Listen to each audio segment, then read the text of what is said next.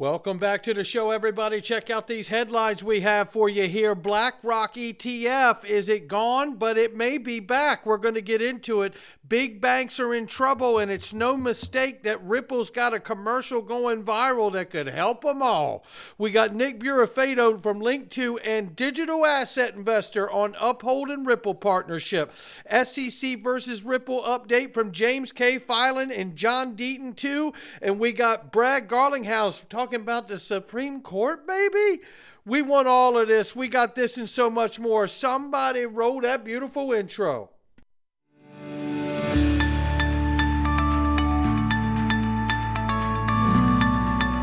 Digital Perspectives with Brad Kimes. Come on in.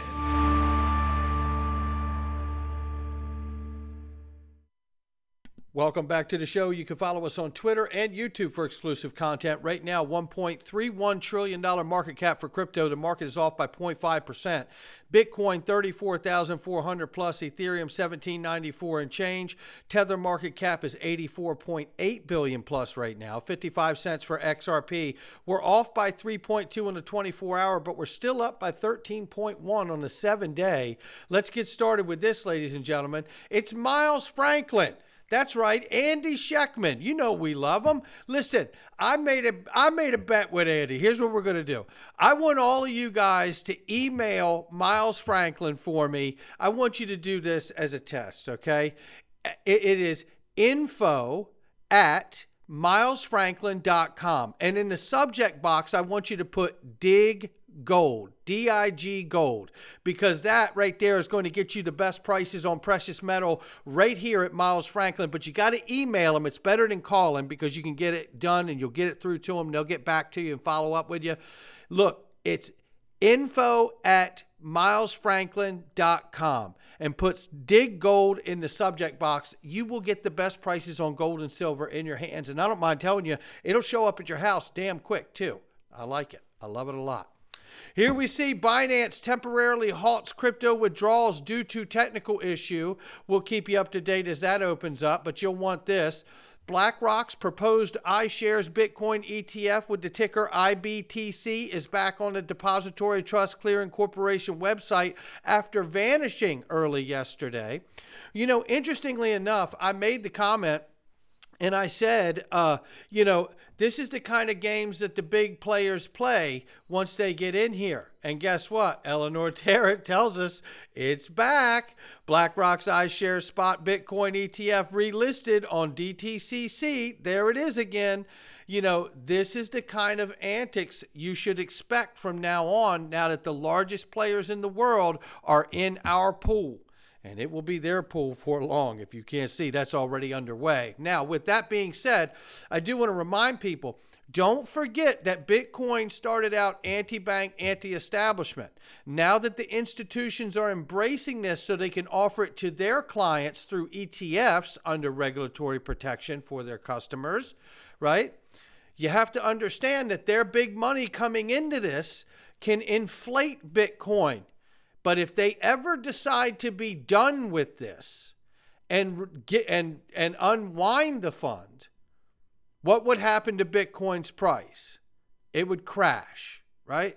So be careful that this isn't just one more step into taking over Bitcoin and then deflating at some point, maybe after a market collapse is over.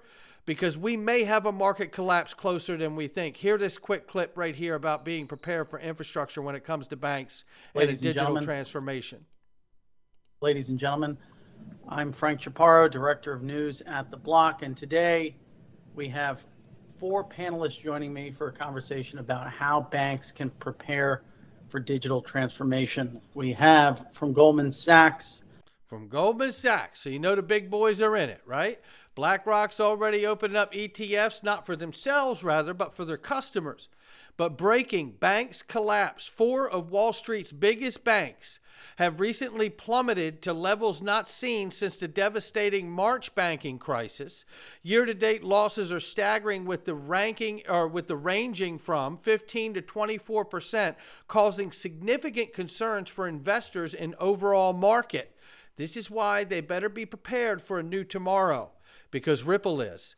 And Ripple has what has a decade of building proven blockchain solutions for financial institutions, enterprises, and central banks delivered. It's right here, ladies and gentlemen. And with the state of the current market, as I've shown you for banks, they better be listening with both ears. Finance has always been slow to evolve, but real progress is happening all around you. Like money that moves as fast as global markets that never close, and efficiency that moves finance at the speed of business today. So forward-thinking enterprises, financial institutions, and governments can move forward faster. It's happening now. and it's ready for those who are ready to make change. So, are you on the right side of progress? Crypto does mean business, and so does Ripple. This is so exciting to me because this is where we're going, ladies and gentlemen. There's no question about it.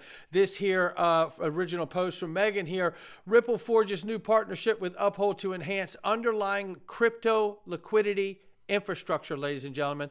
It is the workaround to what has been the ruling from Judge Torres. Watch out, United States adoption. I can see it coming. I can smell it. Listen to this. Transform finance businesses today in a few different ways. And I think one of the challenges for the industry has been to focus on solving real problems for real customers.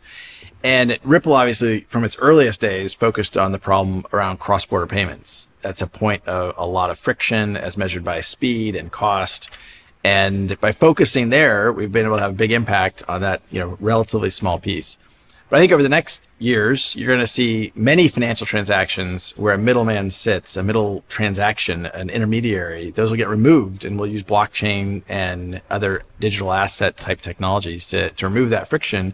And I think all of society will benefit from improving the efficiency of those systems. I think you'll see that. Certainly, you've seen it in securities settlement as an opportunity. The financial transactions around bonds, around derivatives. A lot of these things take a while to settle, and the friction associated actually holds back the industry. Insurance is an industry I think you're going to see touched. Trade finance is an industry that really Ripple, some of our customers have invited us to participate in. And you've seen experimentation around identity in real estate and title management. And these are all examples where I think it's so hard to predict where this will go, in the same way that 25 years ago, when I first got involved in the Internet of Information, I never could have predicted on my smartphone I'd press a button and I'd have a car picking me up minutes later. I think this will permeate lots of different parts of our society. No question about it, and well said from Brad Garlinghouse here. And to the point he made about removing intermediaries going with this new technology and removing the friction from the system here, I want to remind everybody that, Brad has multiple times made the comparison that we're like Amazon, right? Like Amazon books, but only we're after more than just books now, right? And Amazon accomplished that goal. I believe Ripple is doing the same approach, as he has said multiple times. But I want to highlight for people what Gary Vaynerchuk has said in the past is so fitting for this moment that we're in. He was at a conference one time, and Gary V said, nobody was crying for Rick, the bookstore owner, when Amazon Books came along, right? And kicked him in the you-know-where. This is what technology and innovation does, and it's cyclical. And now it's happening in the finance world, the way it happened in the shipping industry. Same shipping containers, same cranes, same ports, same ships, right? Same trucks to carry them. That standardization, that efficiency is what happened there. The Jevons paradox, no question about it. Let's keep going very quickly here. This from Mr. BXRP. Shout out to Nick Burafedo here. He says, good morning. Let's review. Ripple has a more dependable payment system than SWIFT. Ripple has a liquidity option that allows for instant settlement without the need for pre-funded Nostro accounts, which will free trillions to come back home to financial institutions. XRP is not a security, law of the land. Case dismissed with Brad and Chris. The new partnership with Uphold allows financial institutions in the U.S. to acquire XRP for payment flows without the need to source it directly from Ripple. The only question is, which U.S. financial institution is going to jump first?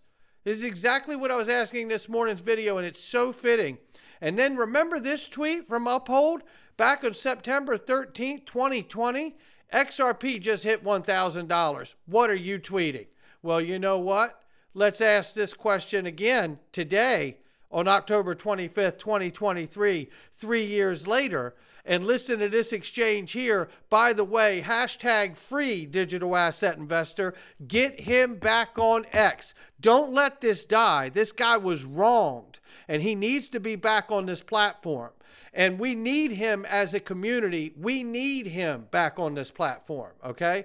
So now let's listen to this exchange here between Nick Birofeto from Link2 and DAI. Take a listen. Yeah, DAI, thanks for having me on today. This Ripple Uphold partnership is a really exciting thing. I'm sure you feel the same way about it. Oh yeah. We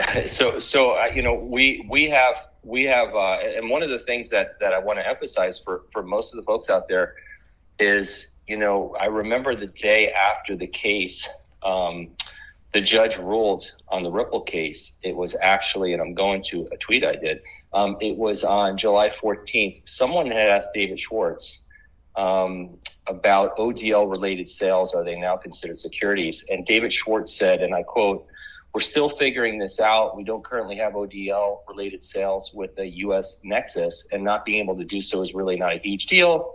We can still do ODL in the United States so long as XRP is never sourced from Ripple." Well, I think by the partnership with Uphold, they have absolutely solved for that.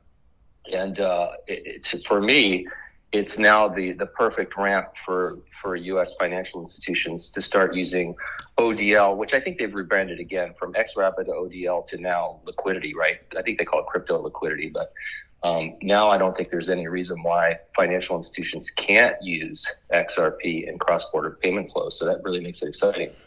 Something that just popped in my head, wasn't it Uphold like 2 years ago that did the tweet? They did the tweet. It was like, XRP is $1,000. What do you do now? Or something like that. They did. And you know what? I remember that. And I don't even think it was a year ago. I thought it was a pretty aggressive tweet. Literally, I bet you that tweet was in the last 6 months. It was something like that, but that's a very that just popped in my head randomly just now. Yeah, I saw the Uphold executives there at the Ripple Proper Party, and I thought it was really cool that they were there. I actually had a chance to chat with them at our pre-Proper Party, and they shared some of the exciting updates and upgrades that'll be coming to the Uphold platform in the future, and Uphold is, always been near and dear to all of, the XRP community. Certainly, we've had a great relationship with them here at Link2 because we use them as a payment source where members can use their Uphold accounts to invest in private equity. But we're just huge Uphold fans, and they're great people over there. And for your listeners, I just say that, there's been a massive resurgence of interest in Uphold shares, and we do currently have them on our platform. We've got members who have had positions in Uphold that are increasing their positions, and we have members that hadn't had positions in Uphold that are taking them now. So if you're interested in Uphold private equity, please do visit link2.com. Absolutely, and shout out to both of those gentlemen for that. No doubt about it. I say I'm looking forward to Ripple and Uphold partnership facilitating Ripple growth and XRP use case utility. If done right, it will jump off the same way a frog does a lily pad. Looks like they found that nexus for serving U.S. banks and institutions. Shout out to David Schwartz for the little diagram here of the frog on the lily pad. That's what I thought of as soon as I saw it. And you know what? And this is what it made John Deaton think of, sharing my tweet here. Shout out to John. Even if you hate Ripple or XRP, you have to be impressed by what Ripple has accomplished during the last 3 years. Not only did it grow its business almost tenfold during an extended brutal bear market, but did so while under attack, under a dark cloud of the SEC enforcement action, which prevented any real growth within the United States. Still one of the most vitally important markets in the world. While other companies were laying people off, Ripple was hiring. They accomplished all of this while being unfairly targeted by a few biased, conflicted, and compromised individuals.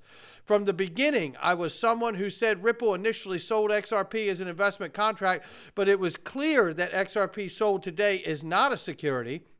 The smartest and most experienced people in the world, people like Joe Grunfrest, Brian Brooks, Chris Giancarlo, all agreed that the case against Ripple should have settled long ago.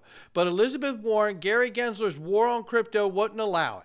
Think about the fact that while the SEC was prosecuting Ripple, Brad Garlinghouse, Chris Larson, Library, Jeremy Kaufman, and Dragon Chain, and it says here, and many other good actors who were never alleged to have committed fraud or misrepresentation, FTX, Sam Bankman-Fried, were regularly meeting with the SEC, CFTC, and congressional members, considered that at the SBF trial, Caroline Ellison testified that SBF gave the administration $10 million for the sole purpose of gaining access to regulators, which worked perfectly, considering SBF met privately with Gary Gensler twice and many other times with the senior SEC staff. I want to highlight inside of that comment my own thought. And Gary Gensler just mysteriously wasn't able to find all the trouble that was going on in FTX. But I digress. While Ripple was dropping over $100 million in legal fees and Library was literally preparing for bankruptcy due to legal fees incurred defending against the SEC, Mashinsky, Celsius Network, Invest Voyager, 3AC Capital, SBF, Caroline Ellison, Dahl Quan, and others were running rampant on investors. In the end, after the years of investigation litigation, tens of millions of dollars spent by Library and taxpayers, the SEC got $140,000 fine against Library. Of course, Library employees lost their jobs and Library dissolved. It should anger you when you realize what an absolute disgrace the SEC has become. No question, John Deaton. I feel bad for Library, but I'm relieved to see that Ripple will not only survive, but likely be one of the top fintech companies in the world. Even the most ardent Ripple hater has to be impressed. Brad Garlinghouse, as CEO, accomplished this while the SEC was also pursuing him individually. When Ripple IPOs within the next 3 years, Garlinghouse will have to be on the short list for the CEO of the decade. Boom! Come on in. You can't say it any better right there. Where this goes, nobody knows. But here's the update from James K. Filan here. By November 9, 2023, the parties shall jointly purpose a briefing schedule with regard to remedies. If the parties cannot agree on a schedule, Judge Torres will set the schedule. That's where we are on this day, ladies and gentlemen. And then there's this question, which still lingers, because the SEC does not embarrass very easily. And we spent well over $100 million defending ourselves already. If this ends up going to the Supreme Court, we're going to spend probably another $100 million. Not a lot of companies could afford to do that. Exactly. And that's where we are on this day, ladies and gentlemen. Now, before we get out of here, it's not financial advice from me or anyone else. I want to remind you about this. It's the Freedom Zone, ladies and gentlemen. You can go to my digperspectives.com website and click the link to join there, or the DPMG, or you could click here for less than a cup of coffee. And I want to tell you, I have now opened up. So not only do you get all my daily videos with zero Google ads, you also get extra content on subject matter that I have not been able to talk to forever since I've been in the influencer world. And we are discussing and tearing open topics like the pandemic and things of that nature. I got to be careful what I say now because this will be on the thing. So we're talking and taking on subjects here, and you won't believe what we're getting into. America under siege. We really are in a crisis right now in this country and where we're at. And you're going to want this latest video I dropped. And I want to let you know now, for the first time ever, I have opened up the comment sections as well. So now you can comment underneath of the videos inside the Freedom Zone. And although I'm not able to respond because I wouldn't have enough time in the day to do so, I can promise you this. Some of your narratives, some of your comments, and some of your ideas are going to become videos. And when they do, they'll be right here on this channel. No doubt about it. I can't wait to see what you guys say about this content inside of here. I will catch you inside the Freedom Zone. I'll catch all of you on the next one.